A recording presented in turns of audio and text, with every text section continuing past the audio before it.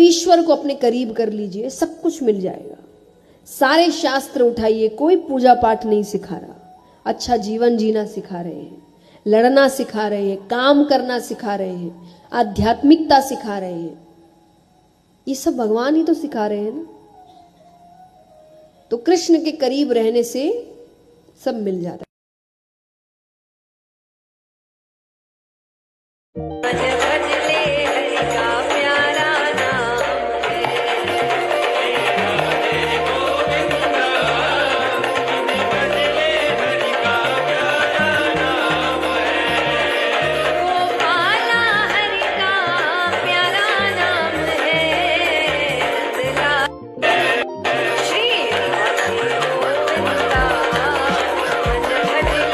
स्वाभाविक तौर से आज श्री कृष्ण या श्री राम हमारे सामने नहीं है हमें जो सीख दे, पर अस्वाभाविक तौर से वो स्क्रिप्चर्स हमारे पास है। मुझे आज भी याद है, मेरे पापा ने मुझे कहा था कि दादाजी उनसे कहते थे कि रामायण पढ़ना एक डिग्री से कम नहीं है, कि जिसने उसको समझ लिया वो एक तरीके से जीवन को कैसे जीना है ये समझ लेता है, कि जब कंफ्यूजन आए तो क्या करना है, जब वचन फर्ज की बात आए तो क्या करना है, जब जैसे श्री राम के पास जब सीता माता का हरण होता है तो सेना नहीं थी और उनके पास एट प्रेजेंट जंगल में वानर ही थे, उन्होंने वानरों की सेना तैयार की। यानी जो है उसी से बेस्ट निकालो, ना कि वेट करो कि जिस दिन बेस्ट मिलेगा उस दिन मैं काम शुरू करूँ। जो है उसी को बेस्ट बनाने की कोशिश करो। मैं एक बात हमेशा कहती हूँ कि जो भी आप किसी और के साथ कर रहे हो, किसी और के घर की बेटी के साथ कर रहे हो,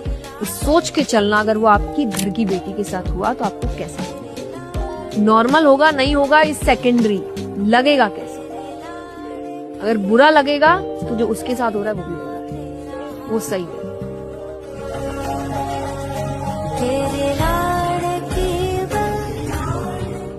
जब कर्मों का फल देने वाले भगवान होते हैं तो हम और आप कौन है जज करने वाले कि किसी को कितना सही मिला, कितना गलत मिला, किसी को जल्दी मिला कि किसी को देर से मिला, कोई वो सक्सेस डिजर्व करता है या नहीं करता है। जिसको जो मिल रहा है उसे अपनी मेहनत और अपने कर्मों का ही मिल रहा है। इससे अच्छा ये नहीं कि दूसरों पर टिप्पणियां करने की बजाय खुद के कर्मों पर ध्यान दें, खुद की मेहनत पे ध्यान दें। कि गुस्सा आ जाता है, नहीं आता, गुस्सा लाया जाता है।